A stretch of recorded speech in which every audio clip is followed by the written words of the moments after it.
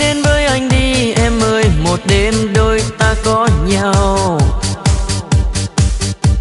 Và có những tiếng yêu ta trao nhau, người ơi yêu trong câm lặng. Chỉ muốn tiếng yêu thôi và chỉ có tiếng yêu thôi. Hãy nói tiếng yêu anh và chỉ nói tiếng yêu anh. Hãy đến với ước mơ, mơ đêm này đôi ta cùng tay nắm tay.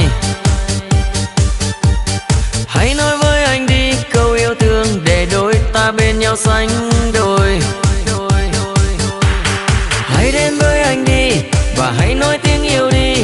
Hãy nói tiếng yêu anh và chỉ muốn nói yêu anh. Người, anh nhớ thương người. Anh muốn nói tiếng yêu người. Anh chỉ muốn nói yêu người. Đến với anh đi hãy nói tiếng yêu nhau. Dù có những lúc giận hờn, để có những lúc chúng ta còn, có những lúc chúng ta còn. Người, anh nhớ thương người. Anh muốn nói tiếng yêu người. Anh chỉ muốn nói yêu người. Đến với anh đi hãy nói tiếng yêu nhau.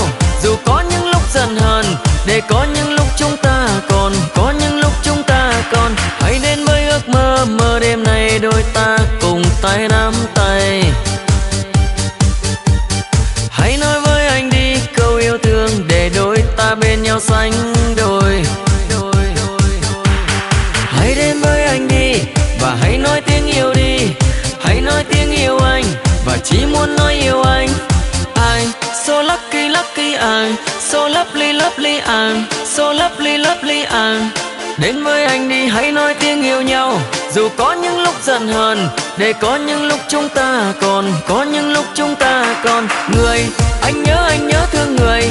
Anh muốn nói tiếng yêu người. Anh chỉ muốn nói yêu người. Đến với anh đi hãy nói tiếng yêu nhau.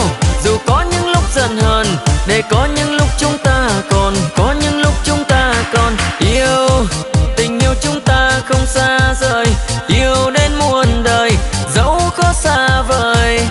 Em, người yêu của anh đó là chính em đó mà.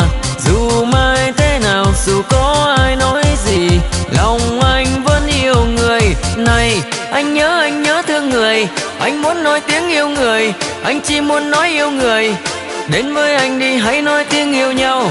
Dù có những lúc giận hờn, để có những lúc chúng ta còn, có những lúc chúng ta còn. I'm so lucky, lucky I'm so lovely, lovely I'm so lovely, lovely